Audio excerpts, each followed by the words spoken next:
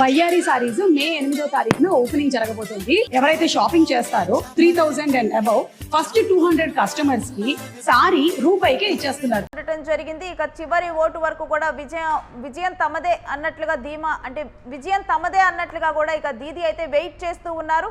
తాను ఒప్పుకోవడానికైతే సిద్ధంగా లేదు. ఒకవైపు బీజేపీ ఏమో ఆల్రెడీ కూడా ఇప్పటికే సంబరాలు మొదలు పెట్టేసింది.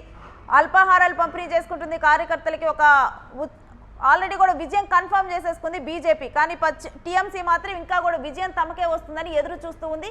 ఇటువంటి పరిస్థితిని పశ్చిమ బెంగాల్లో చూస్తున్నాం. ఇక తమిళనాడులోనేమో ఒక అన్ఎక్స్పెక్టెడ్ రిజల్ట్ని, అంటే టీవీకేకి అంత ఎక్కువ వస్తాయి అని కూడా అనుకోలేదు. ఇక 118 కనుక టీవీకే కనుక చేరువైతే, విజయ్ కనుక 118 టీవీకే పార్టీకి వస్తే కనుక డైరెక్ట్గా కూడా తానే గవర్నమెంట్ని ఫామ్ చేసేయచ్చు, ఎవరితో కూడా సంబంధం లేకుండా. ఒకవేళ 118 కనుక తక్కువ వస్తే కనుక కాంగ్రెస్తో కానీ ఇంకెవరితో కానీ కొంతమంది నేతలు ఇప్పటికే కూడా ఇటు విజయ్తో పొత్తు పెట్టుకునేందుకు కూడా సిద్ధమవుతున్నట్లు, సంప్రదింపులు జరుపుతున్నట్లుగా వార్తలు బయటకు వస్తున్నాయి.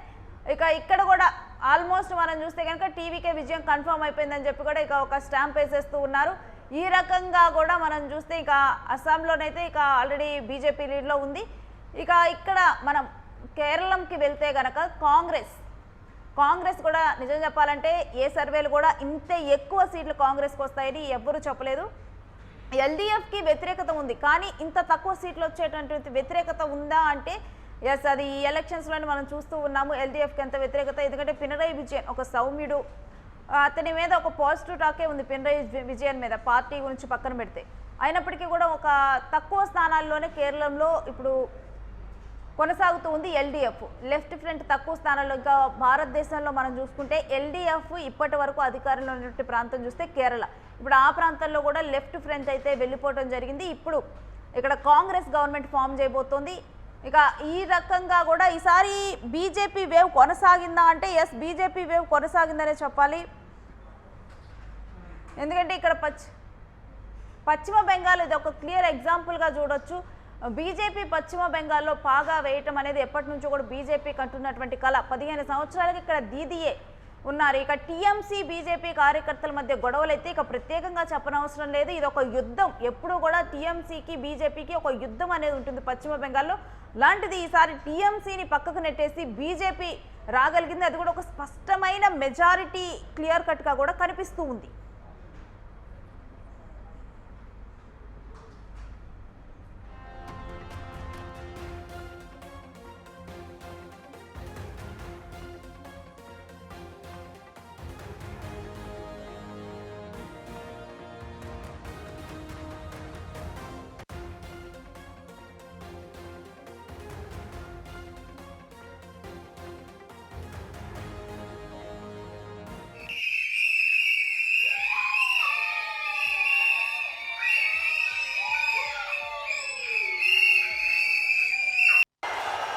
There are so many jackals and other animals in the forest, but there will be only one lion.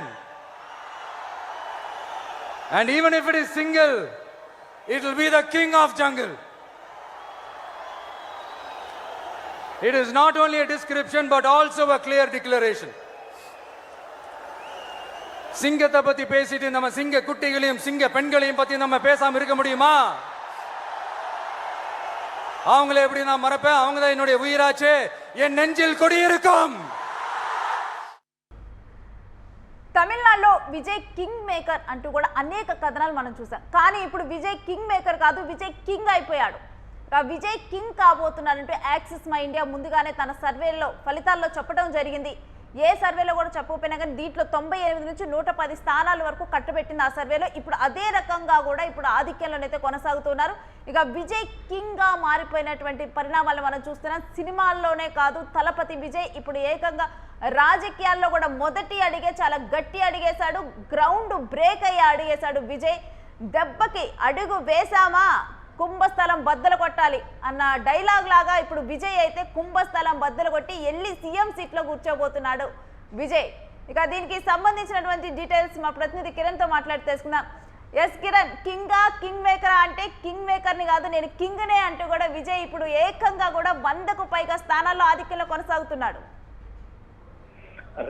Tamil Nadu ఎన్నికల్లో విజయ్ నంబర్ గేమ్ లో కూడా దూసుకొని వచ్చారు. టీవీకే 105 స్థానాల్లో ఆధిక్యంలో ఉంది. డిఎంకే 68 స్థానంలో రెండో స్థానంలో ఉంది. మరోపక్క ఏఐఏడిఎంకే 59 స్థానాలతో మూడో స్థానంలో ఉంది. అయితే ఈ ఎన్నికల్లో గతంలో వచ్చిన సర్వేలు కానీ గతంలో వచ్చిన ఎగ్జిట్ పోల్స్ అన్ని బద్దలయ్యాయని చెప్పొచ్చు.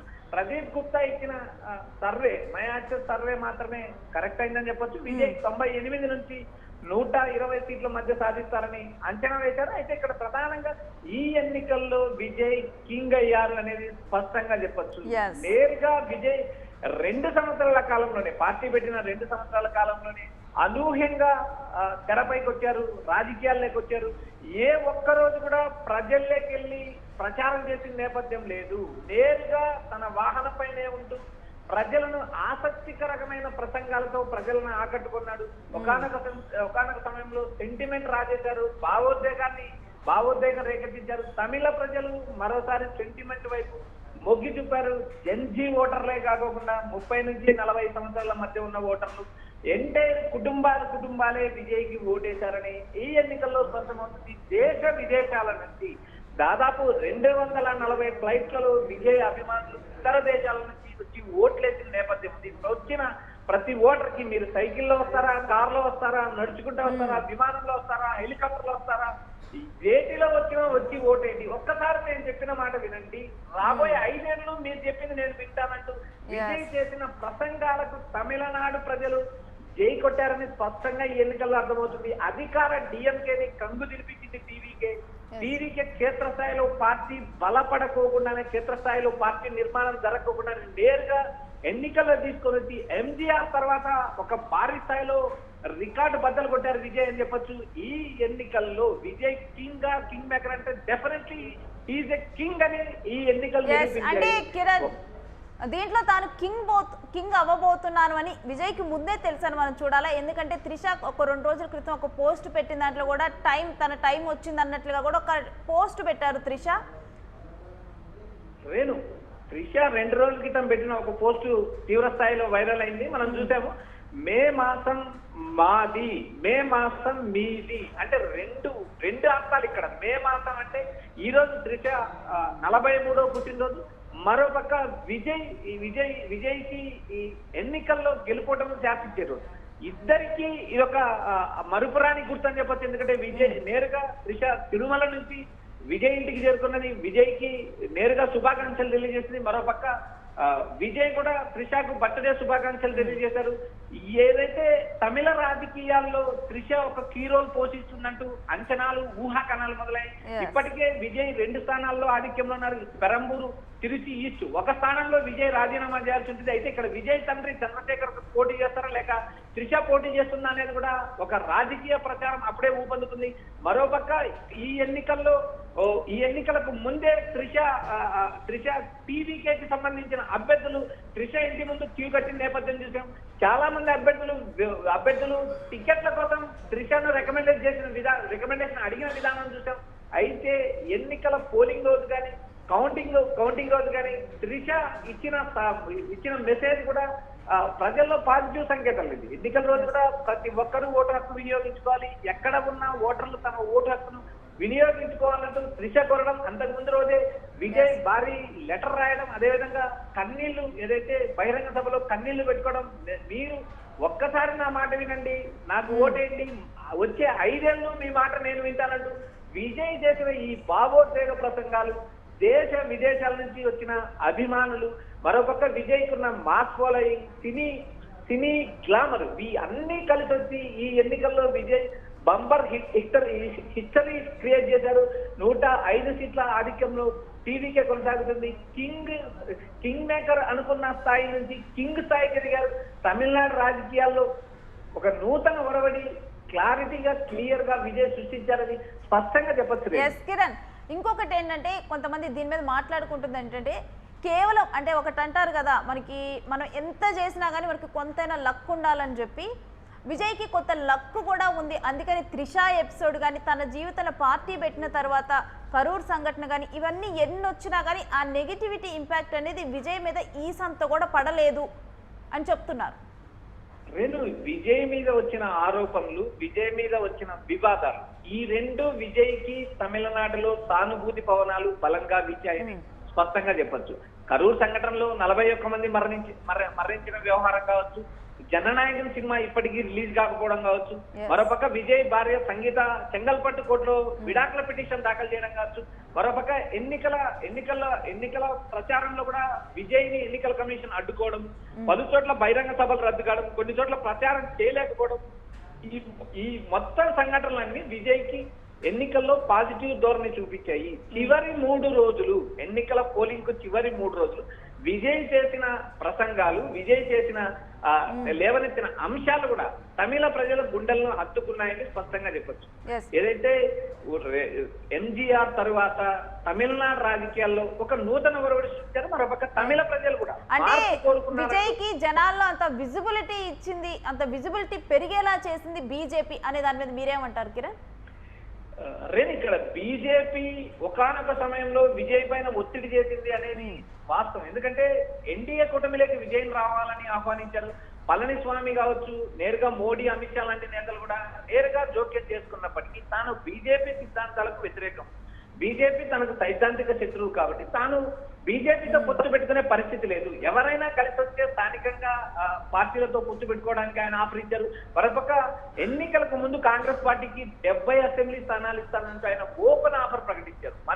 5 మంత్రి పదవులతో పాటు సగం మంత్రి పదవులతో పాటు 70 అసెంబ్లీ స్థానాలు ఇస్తానని అంటూ కాంగ్రెస్ పార్టీకి ఓపెన్ ఆఫర్ ఇచ్చారు. అయినప్పటికీ కాంగ్రెస్ పార్టీ కలిసి వచ్చిన నేపథ్యం. అయితే ఇక్కడ ఎవరు కలిసి వచ్చినా ఎవరు కలిసి రాకపోయినా ఒంటరి పోరాటానికి తాను సిద్ధమయ్యాను, తాను ఎన్నికల్లో ఒంటరిగానే పోటీ చేస్తాను, ఒంటరిగానే వచ్చాను, ఒంటరిగా పోటీ చేస్తాను, ఒంటరిగా గెలుస్తానంటూ విజయ్ చేసిన శపథం తమిళ రాజకీయాల్లో ఒక ఆసక్తికరమైన చర్చ నడిచింది. ఈ ఒంటరి పోరాటంలో మేజర్ గా విజయ్ కి కలిసి వచ్చిన ఫ్యాక్టర్స్ రేణు, ఇక విజయ్ రాజకీయాల్లోకి ఎంటర్ అయ్యి 2 సంవత్సరాలు అయినప్పటికీ గత 10 సంవత్సరాల నుంచి విజయ్ చేసిన సామాజిక సేవా కార్యక్రమాలు, విద్యార్థులను చదివించడం కావచ్చు, విద్యార్థులను ప్రోత్సహించడం కావచ్చు, రైతులను ఆదుకోవడం కావచ్చు, ప్రతి సంవత్సరం ఏదైతే 10వ తరగతి పరీక్షల్లో అత్యధిక మార్కులు సాధించిన వారిని చదివించడం, ఇలా సామాజిక సేవలో విజయ్ ముందున్నారు.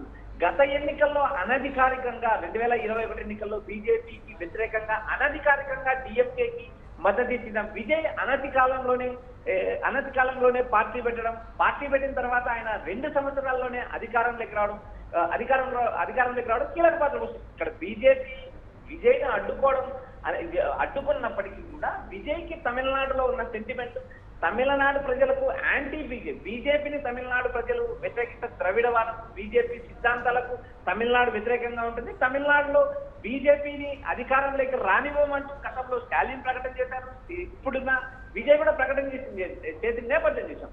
బీజేపీ అడ్డుకున్నప్పటికీ తమిళ ప్రజలు తమిళవాదానికి, తమిళ సిద్ధాంతానికి, తమిళలకే మద్దతుంటారంటూ నేరుగా నిరూపించిన నేపథ్యం చేశారు. ఈ ఎన్నికల్లో విజయ్ ఫ్యాక్టర్ పెరగడానికి, విజయ్ పైన సానుభూతి పెరగడానికి కూడా ఒకనొక కారణం బీజేపీ అని కూడా స్పష్టంగా చెప్పొచ్చు.